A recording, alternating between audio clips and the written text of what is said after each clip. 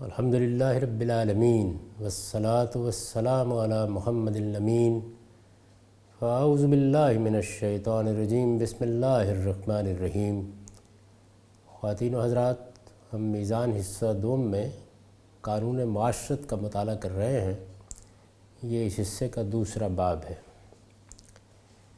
پہلی بحث نکاح کی تھی، یعنی اسلامی شریعت میں جنسی تعلق قائم کرنے کی ایک ہی صورت کو جائز رکھا گیا ہے اور وہ نکاح ہے۔ پھر ہم نے یہ دیکھا کہ نکاح کے ذریعے سے جو خاندان کا ادارہ قائم کرنا مقصود ہے، اس میں رشتوں کے تقدس کو برقرار رکھنے کے لیے محرمات کی ایک فہرست دی گئی۔ یعنی یہ بتایا گیا کہ یہ خواتین ہیں جن کے ساتھ نکاح نہیں ہو سکتا، اور اس کا مقصد یہ تھا کہ خاندان میں جو رشتے انسان کو چاہیے وہ جنسی رغبت کے ہر شائبے سے پاک ہوں، تاکہ ان کے ساتھ مودت اور محبت کا وہ تعلق قائم کیا جا سکے جس میں کوئی لوث شامل نہ ہو۔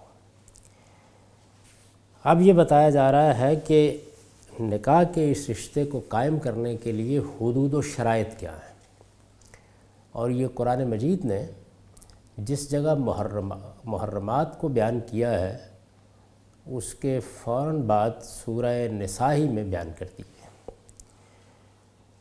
میں نے جس آیت کو سر عنوان رکھا ہے وہ یہ ہے، وَأُحِلَّ لَكُم مَّا وَرَاءَ ذَلِكُم مَّن تَبْتَغُوا بِأَمْوَالِكُم مُحْسِنِينَ غَيْرَ مُسَافِحِينَ فَمَا اسْتَمْتَعْتُم بِهِ مِنْهُنَّ فَآتُوهُنَّ أُجُورَهُنَّ فَرِيضَةً وَلَا جُنَاحَ عَلَيْكُمْ فِيمَا تَرَاضَيْتُم بِهِ مِن بَعْدِ الْفَرِيضَةِ إِنَّ اللَّهَ كَانَ عَلِيمًا حَكِيمًا۔ یہ سورہ نساء جو چوتھی سورہ ہے، اس کی 24ویں آیت ہے۔ میں یہ عرض کر چکا کہ اوپر محرمات کی فہرست بیان ہوئی ہے اور اس کے بعد یہ آیت ہے۔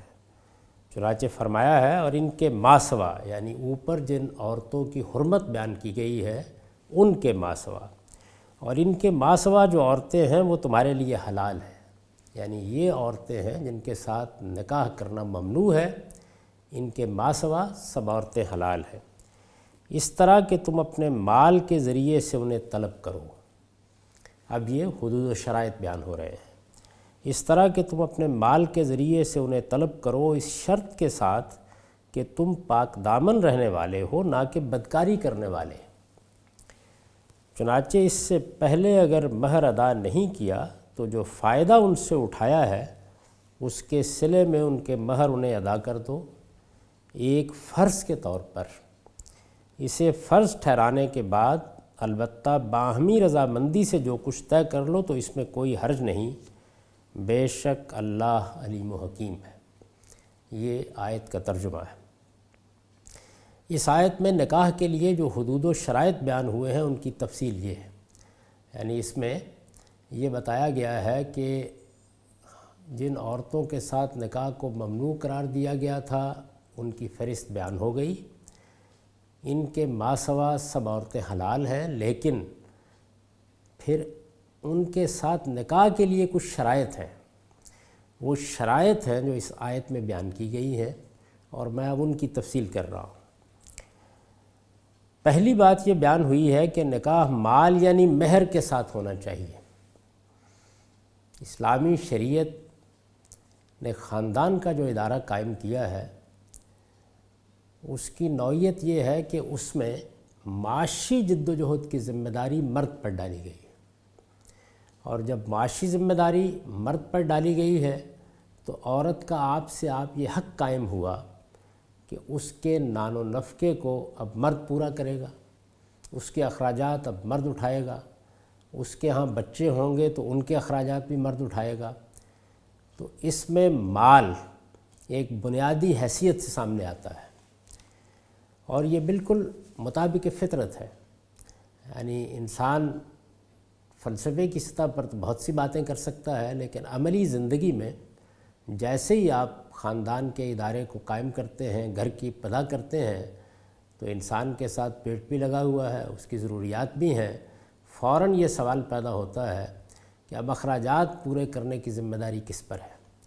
ایک صورت یہ ہو سکتی تھی کہ یہ تعلق تو قائم کر دیا گیا ہے، لیکن اب میاں اپنے اخراجات پورے کرے، بیوی اپنے اخراجات پورے کرے، لیکن اس کا جو نتیجہ نکلتا وہ یہ کہ نہ گھر بن سکتا، نہ خاندان کا ادارہ اپنے حقیقی مفہوم میں وجود میں آ سکتا، اور نہ اولاد کا کوئی پرسان حال ہوتا۔ اس سے جو نزاعات پیدا ہوتے اس کا صرف تصور ہی کیا جا سکتا ہے۔ ایک دوسری صورت یہ اختیار کی جا سکتی تھی کہ دونوں برابر کے شریک ہوں گے، اس سے بھی بڑے مسائل پیدا ہو جاتے۔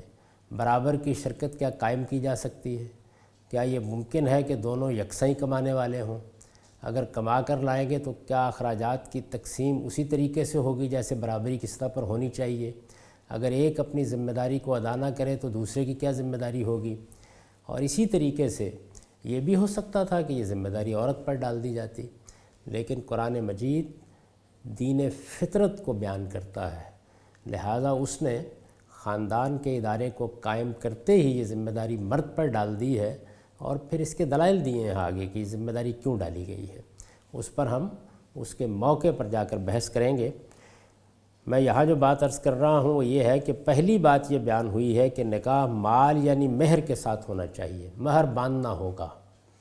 مہر کیا ہے یہ آگے ہم بتاتے ہیں۔ قرآن نے فرمایا ہے کہ اللہ تعالیٰ کے عائد کردہ ایک فریضے کی حیثیت سے یہ نکاح کی ایک لازمی شرط ہے، یعنی نکاح کا انعقاد ہی اس کے ساتھ ہوگا۔ اگر یہ نہیں بیان کیا گیا تو آپ سے آپ مانا جائے گا۔ یہ ایک لازمی چیز ہے جس سے گریز و فرار کا کوئی راستہ اختیار نہیں کیا جا سکتا۔ قرآن نے فرمایا ہے کہ اللہ تعالیٰ کے عائد کردہ ایک فریضے کی حیثیت سے یہ نکاح کی ایک لازمی شرط ہے۔ چنانچہ ہدایت فرمائی ہے کہ اس سے پہلے اگر کسی عورت کا مہر ادا نہیں کیا گیا، یعنی ظاہر ہے کہ جب قرآن آیا ہے تو اس سے پہلے بھی لوگ دین ابراہیمی کی روایت کے تحت بہت سی چیزوں پہ عمل کرتے تھے۔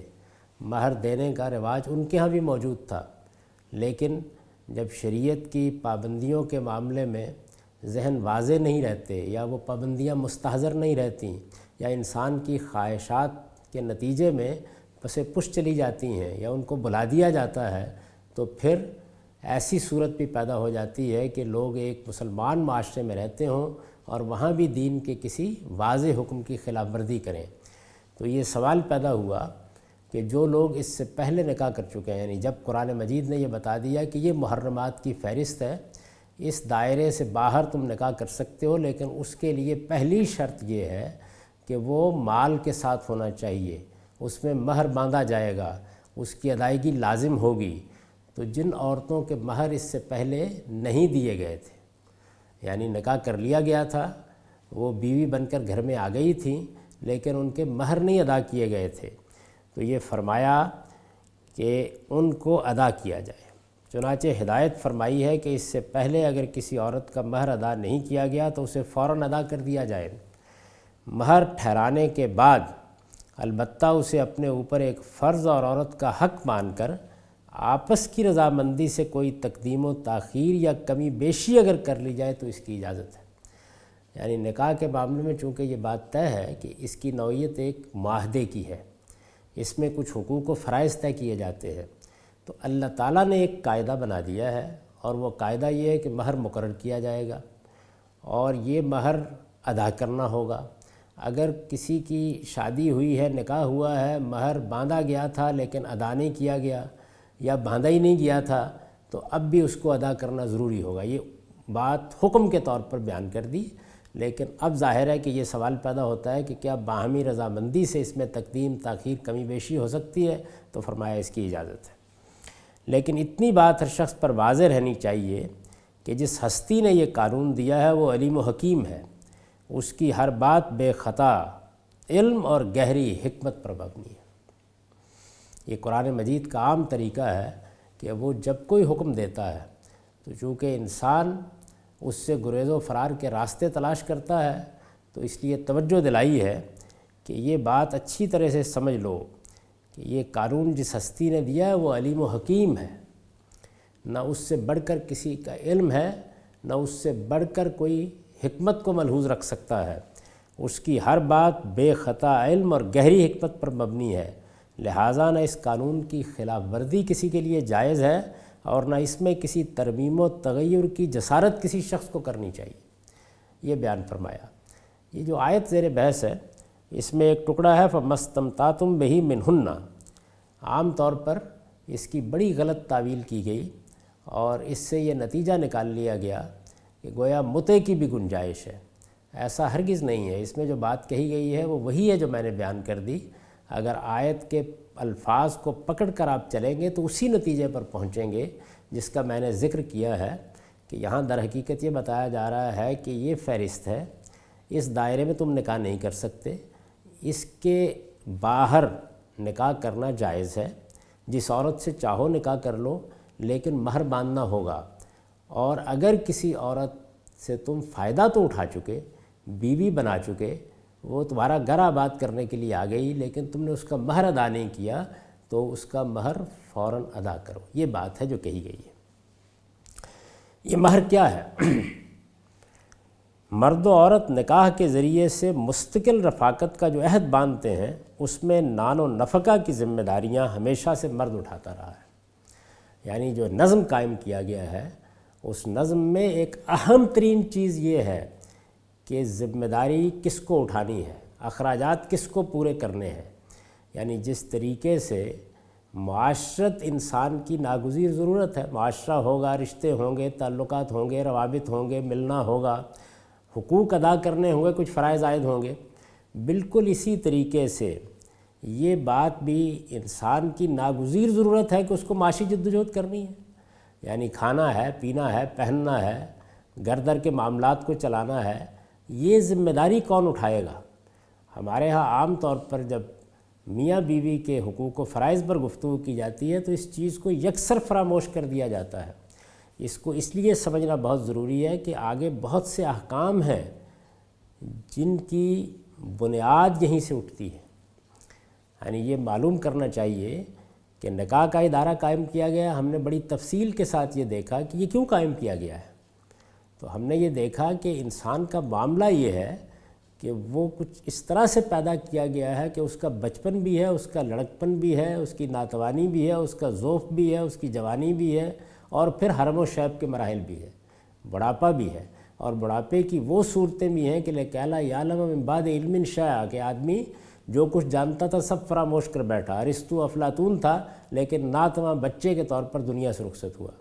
تو اس وجہ سے یہ ضروری ہوا کہ اس کو ایک ایسا خاندان دیا جائے جس میں ماں ہو، باپ ہو، جس میں وفاداریاں ہوں، جس کو ایک گھر کے طریقے سے سب اپنا گھر سمجھیں اور پھر اس کی پرورش اور پرداخت کے مراحل میں اس کی پشت پناہی کریں۔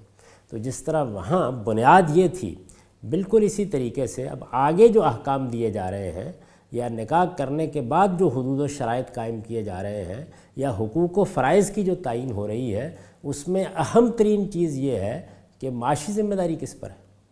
یعنی کون ہے کہ جس کو اخراجات فراہم کرنے ہیں، کون ہے جس کو گھر چلانے کے لیے جدوجہد کرنی ہے، یہ ذمہ داری کس پر ہے۔ معاف کیجیے گا، اس کا یہ مطلب نہیں ہے کہ عورت معاشی جدوجہد نہیں کر سکتی، وہ کرے، ملازمت کرنا چاہتی ہے کرے، کاروبار کرنا چاہتی ہے کرے، سوال یہ نہیں ہے۔ سوال یہ ہے کہ ایک ادارے کو چلانا ہے، اس ادارے کو قائم کرنے اور اس کو چلانے کے لیے مال چاہیے، اس کی ذمہ داری کس پر ڈالی گئی ہے۔ یعنی کون جواب دہ ہے، کس کو مکلف ٹھہرایا جائے گا، کون ہے کہ جو یہ ذمہ داری پوری نہیں کرے گا تو وہ قانون کے سامنے بھی جواب دہ ہوگا اور خدا کے سامنے بھی جواب دہ ہوگا، کون ہے کہ جو اس میں کوتاہی کرے گا تو اس کا محاسبہ یا اس کا مواخذہ کیا جائے گا۔ تو اس کا جواب یہ ہے کہ اسلامی شریعت کی روح سے وہ مرد ہے، اس کو گھر کا سربراہ بنایا گیا ہے اور یہ ذمہ داری اسی پر ڈالی گئی ہے۔ اس کے وجوہ کیا ہے اس کو ہم آگے دیکھیں گے۔ یہ مہر کیا ہے؟ مرد و عورت نکاح کے ذریعے سے مستقل رفاقت کا جو عہد باندھتے ہیں، یعنی اب مستقل رفاقت ہے، اکٹھے رہنا ہے، ایک گھر بنانا ہے، ایک خاندان کو وجود بخشنا ہے، یہ تو طے ہو گیا، لیکن اس میں اب کھائیں گے کہاں سے، پئیں گے کہاں سے، ضروریات کہاں سے پوری کریں گے، یہ سوال پیدا ہوا نا۔ مرد و عورت نکاح کے ذریعے سے مستقل رفاقت کا جو عہد باندھتے ہیں، اس میں نان و نفقے کی ذمہ داریاں ہمیشہ سے مرد اٹھاتا رہا ہے۔ یہ اس کی علامت ہے۔ مہر کیا ہے؟ یہ اس ذمہ داری کو ادا کرنے کا ٹوکن ہے۔ جیسے ہم کوئی معاہدہ کرتے ہیں تو اس کو ایک سنجیدہ معاہدے کی صورت دینے کے لیے ہم کچھ رقم دوسرے کے ہاتھ پر رکھ دیتے ہیں، اس کو ہم کہتے ہیں کہ ہم نے آپ کو ٹوکن کے طور پر 10 روپے، 20 روپے، 1000 روپے ادا کر دیے ہیں۔ یہ ہو سکتا ہے کہ وہ سودا یا وہ بیع و شراء کا معاملہ لاکھوں کا ہو، یہی معاملہ مہر کا ہے۔ یہ اس معاملے کو سنجیدہ کرنے کا طریقہ ہے، یعنی ایک بڑی ذمہ داری مرد پر ڈالی جا رہی ہے، پہلے ہی مرحلے میں متنبہ ہو کر وہ یہ سمجھ لے کہ یہ ذمہ داری اس کو اٹھانی ہے، اور عورت کو بھی اطمینان ہو جائے کہ یہ ذمہ داری اٹھا لی گئی ہے اور اسی حیثیت سے میں نے بیوی کا کردار ادا کرنے کو قبول کیا ہے، اس کے لیے مہر دیا جاتا ہے۔ یہ مہر کیا ہے؟ مرد و عورت نکاح کے ذریعے سے مستقل رفاقت کا جو عہد باندھتے ہیں، اس میں نان و نفقہ کی ذمہ داریاں ہمیشہ سے مرد اٹھاتا رہا ہے، یہ اس کی علامت، اس کا ٹوکن ہے۔ قرآن میں اس کے لیے صدقہ اور اجر کے الفاظ استعمال ہوئے ہیں، یعنی وہ رقم جو عورت کی رفاقت کے صلے میں اس کی ضرورتوں کے لیے دی جائے۔ قرآن مجید بالکل فطرت پر معاملات کو قائم رکھتا ہے۔ عورت نے فیصلہ کیا ہے کہ وہ ایک رفیق زندگی کی حیثیت سے، شریک حیات کی حیثیت سے یہ معاملہ کرے گی، اور مرد نے ذمہ داری اٹھا لی ہے۔ جب یہ ذمہ داری اٹھا لی ہے تو پھر کیا ہے؟ پھر یہ ہے کہ اس رفاقت کا صلہ اس کو ملنا چاہیے، یعنی یہ تبرع نہیں ہے، یہ احسان نہیں ہے۔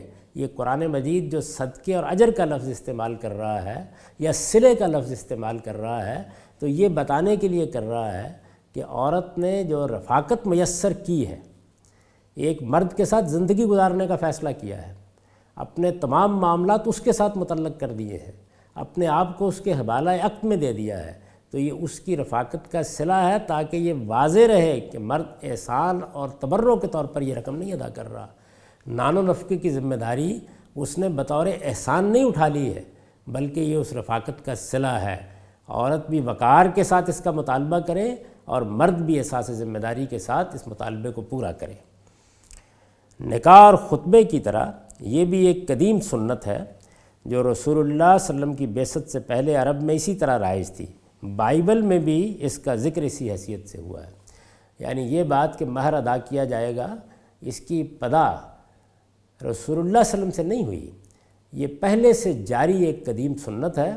قرآن مجید نے اسی کو پورا کرنے کی تاکید کی ہے، اسی سنت پر عمل کرنے کی تاکید کی ہے۔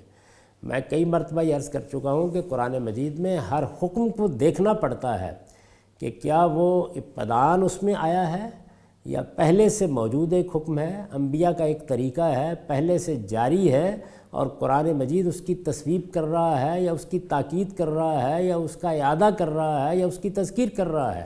اس کو قرآن مجید کے ادا شناس کو پہچاننا پڑتا ہے تاکہ حکم کی صحیح نوعیت واضح ہو جائے، اور یہ اس لیے ضروری ہوتا ہے کہ حکم جس طریقے سے دیا جاتا ہے، اگر وہ ابتداً دیا جائے تو الفاظ اور ہوں گے، انداز اور ہوگا، ترتیب اور ہوگی، اور اگر پہلے سے موجود ایک چیز کا ذکر کرنا ہے تو نوعیت بالکل تبدیل ہو جائے گی۔ تو اس میں قرآن کے فہم کو بڑا دخل ہو جاتا ہے، یہ سمجھنا ضروری ہے۔ یہ مہر کیا ہے؟ مرد و عورت نکاح کے ذریعے سے مستقل رفاقت کا جو عہد باندھتے ہیں، اس میں نان و نفقہ کی ذمہ داریاں ہمیشہ سے مرد اٹھاتا رہا، یہ اس کی علامت ہے۔ قرآن نے اس کے لیے صدقے اور اجر کے الفاظ استعمال کیے ہیں، یعنی وہ رقم جو عورت کی رفاقت کے صلے میں اس کی ضرورتوں کے لیے دی جائے۔ نکاح اور خطبے کی طرح یہ بھی ایک قدیم سنت ہے جو رسول اللہ صلی اللہ علیہ وسلم کی بعثت سے پہلے عرب میں اسی طرح رائج تھی۔ بائبل میں بھی اس کا ذکر اسی حیثیت سے ہوا ہے۔ یہ بائبل کا میں نے نیچے حوالہ دے دیا ہے، کتاب بیدائش کا بھی اور کتاب خروج کا بھی، ان میں دیکھ لیا جا سکتا ہے کہ یہ کتنی قدیم سنت ہے، اور بنی اسرائیل کے ہاں بھی اسی طرح اس کا رواج تھا۔ اس کی یہ اہمیت کیوں ہے؟ یعنی ایسا کیوں ہے کہ اللہ تعالیٰ نے اپنی کتاب میں اس کو موضوع بنایا، انبیاء کرام کے ذریعے سے اس کی تاکید کی، ایک سنت کی حیثیت سے اس کو جاری کیا؟ کیا سبب ہے اس کا؟ اس کی یہ اہمیت کیوں ہے؟ استاذ امام امین احسن اصلاحی نے لکھا ہے، جس معاملے کے ساتھ ادائے مال کی شرط لگی ہو اور اس ادائے مال کی حیثیت محض تبرع اور احسان کی نہ ہو، یعنی نکاح کرنا ہے تو یہ ذمہ داری اٹھانی پڑے گی کہ اب اخراجات مرد کو پورے کرنے ہیں، یہ ہے ادائے مال، یعنی روپیہ دینا ہے، خرچ کرنا ہے۔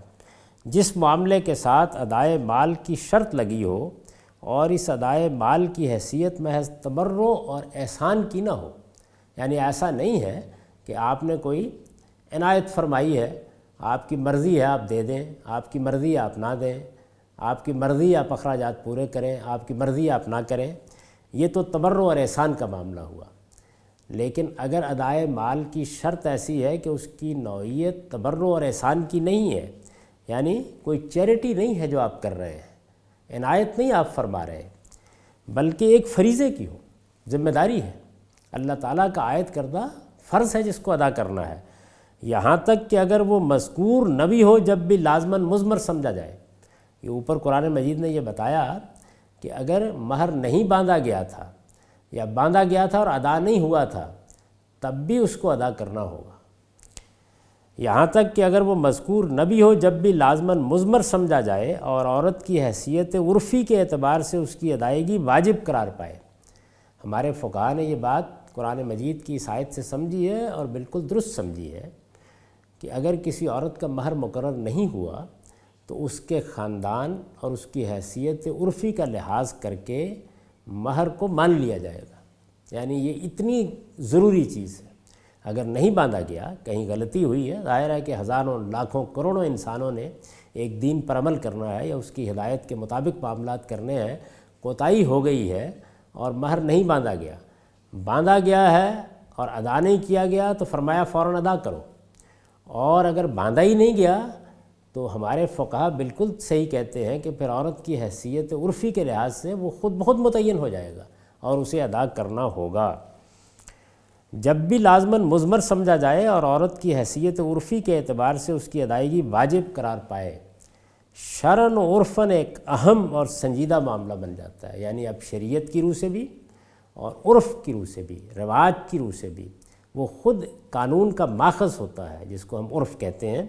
تو فرمایا دونوں اعتبارات سے یہ ایک سنجیدہ معاملہ بن جاتا ہے۔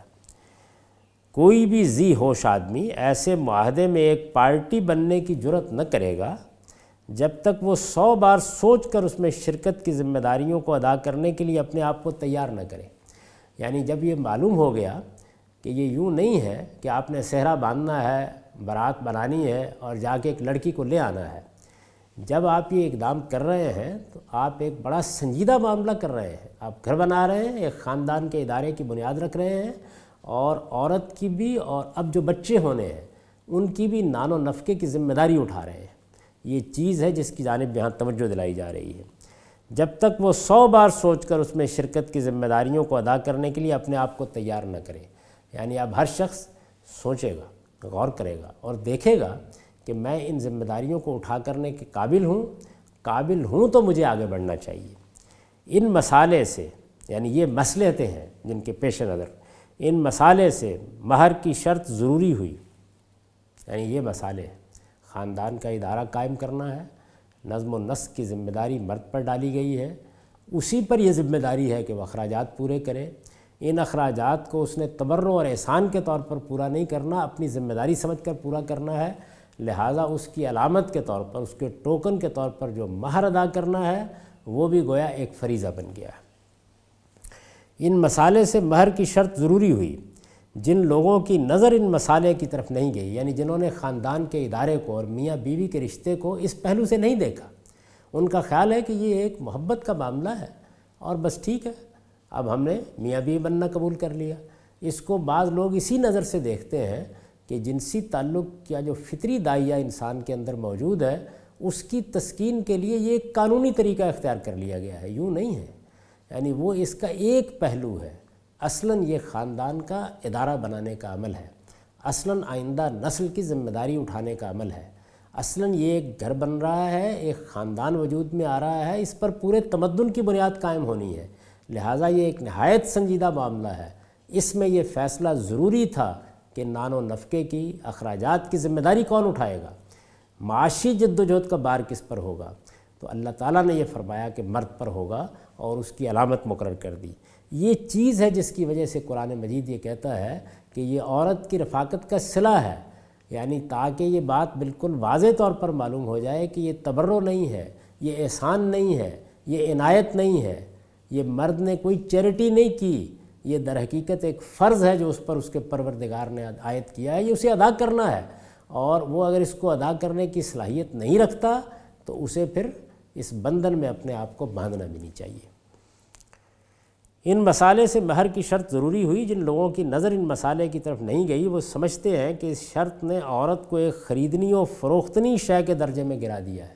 ایسا نہیں ہے۔ یعنی دیکھیے، ہم جب کوئی ادارہ بناتے ہیں اس میں کوئی بڑے سے بڑا آدمی خدمات انجام دینے کے لیے ہمارے ساتھ معاہدہ کرتا ہے، اس میں بھی ہم یہ دیکھتے ہیں کہ آپ کو کیا مراعات حاصل ہوں گی۔ اس کے نتیجے میں کوئی شخص خریدنی اور فروختنی چیز نہیں بن جاتا، بلکہ یہ ایک سنجیدہ معاملہ ہے، اور اس کی سنجیدگی ایک مالی معاہدے کے طور پر ہی ہر شخص کے سامنے رہنی چاہیے۔ یہ خیال محض ناسمجھی کا نتیجہ ہے۔ یہ شرط یعنی مہر کی شرط، یہ شرط تو ایک آگاہی ہے کہ جو بھی عورت کے حرم میں قدم رکھنا چاہے وہ اچھی طرح سوچ سمجھ کر قدم رکھے۔ یعنی یہ خیال کر کے نکاح کی تقریب منعقد نہ کر لی جائے کہ ایک لڑکی ہے یا ایک عورت ہے اب گھر میں آ گئی، اور جس تعلق کو میں اپنے فطری داعیات کے تحت قائم کرنا چاہتا تھا وہ میرے لیے حلال ہو گیا۔ اتنی بات نہیں ہے، اس سے آگے کی بات ہے۔ یہ شرط تو ایک آگاہی ہے کہ جو بھی عورت کے حرم میں قدم رکھنا چاہے وہ اچھی طرح سوچ سمجھ کر قدم رکھے۔ نکاح و طلاق کے معاملے میں کسی مذاق کی گنجائش نہیں ہے، یہاں مذاق بھی حقیقت کی حیثیت رکھتا ہے۔ یعنی کوئی آدمی یہ نہیں کہہ سکتا کہ میں نے تو سمجھا نہیں تھا، جانا نہیں تھا، بس بات ہی بات میں نکاح کر لیا، یوں نہیں ہے۔ اگر آپ ایسے بھی کریں گے تو ذمہ داریاں آپ پر عائد ہو جائیں گی۔ ہوشدار کے راہ بردم تیغست قدم راہ، یہ تو گویا تلوار کی دھار ہے جس پر آپ نے قدم رکھ دیا ہے، اس لیے ہوشیار ہو کر متنبہ ہو کر قدم رکھیے۔ تو یہ استاد امام نے یہ بتایا ہے کہ مہر کی اہمیت کیوں ہے۔ مہر کی کوئی مقدار مقرر نہیں کی گئی۔ یعنی اب یہ سوال پیدا ہوا کہ نان و نفقے کی ذمہ داری اٹھانی ہے، اخراجات پورے کرنے ہیں، اس کے لیے علامت کے طور پر، ٹوکن کے طور پر مہر ادا کرنا ہے، تو کیا ان سب چیزوں کی کوئی مقدار متعین کر دی گئی ہے؟ ظاہر ہے یہ ممکن نہیں ہے۔ یعنی یہ ضروری تھا کہ اس کو عرف پر چھوڑ دیا جائے۔ زمانہ بدل جاتا ہے، حالات بدل جاتے ہیں، معاشی ضروریات بدل جاتی ہیں، عورت میں بہت فرق ہوتا ہے، ایک خاندان اور دوسرے خاندان کے رواج میں بہت فرق ہوتا ہے، تو اس وجہ سے اس کی مقدار یعنی نہ مہر کی مقدار مقرر کی گئی ہے، نہ آگے نان و نفقہ کی کوئی مقدار مقرر کی گئی ہے۔ یہ سب کچھ عرف سے طے ہوگا۔ اللہ تعالیٰ نے اس معاملے کو عرف ہی پر چھوڑا ہے۔ مہر کی کوئی مقدار مقرر نہیں کی گئی، اسے معاشرے کے دستور اور لوگوں کے فیصلے پر چھوڑ دیا گیا ہے۔ چنانچہ عورت کی سماجی حیثیت اور مرد کے معاشی حالات کی رعایت سے وہ جتنا مہر چاہیں مقرر کر سکتے ہیں۔ اس کو پھر ایک مرتبہ سن لیجئے، اسے معاشرے کے دستور اور لوگوں کے فیصلے پر چھوڑ دیا گیا ہے۔ یعنی کوئی شرعی مہر نہیں ہے جس طرح کہ ہمارے ہاں لوگ سمجھتے ہیں کہ 32 روپے مقرر کر دیا جائے گا، یہ کوئی چیز نہیں ہے۔ مہر کا معاملہ اللہ تعالیٰ نے یعنی مقدار کتنی ہونی چاہیے، اللہ تعالیٰ نے معاشرے کے دستور اور لوگوں کے فیصلے پر چھوڑ دیا گیا ہے۔ معاشرہ کیا ہے، سوسائٹی کے تقاضے کیا ہیں، اس سوسائٹی کا عرف کیا ہے، اس موقع پر دو خاندان کیا فیصلہ کرتے ہیں، عورت کیا مطالبہ کر دیتی ہے، مرد کی معاشی حیثیت کیا ہے، ان سب چیزوں کو سامنے رکھ کر مہر طے کیا جائے گا۔ چنانچہ عورت کی سماجی حیثیت اور مرد کے معاشی حالات کی رعایت سے وہ جتنا چاہیں جتنا مہر چاہیں مقرر کر سکتے ہیں۔ یعنی اس پر کوئی مقدار کے لحاظ سے پابندی نہیں لگائی گئی، اور یہ بات بھی بالکل غلط ہے کہ شریعت میں یہ مقدار مقرر کر دی گئی ہے یا اس کے لیے کوئی سنت قائم کی گئی ہے، ایسا کچھ بھی نہیں ہے۔ رسالت میں آپ صلی اللہ علیہ وسلم نے بھی انہی چیزوں کا لحاظ رکھ کے مہر مقرر کیے، صحابہ کرام نے بھی یہی کیا، ہم بھی آج یہی کریں گے۔ یعنی عورت کی سماجی حیثیت، مرد کے معاشی حالات، اس کے لحاظ سے دو خاندان مل کے فیصلہ کر لیں گے۔ اقول قولی ھذا واستغفر اللہ لی ولکم ولسائر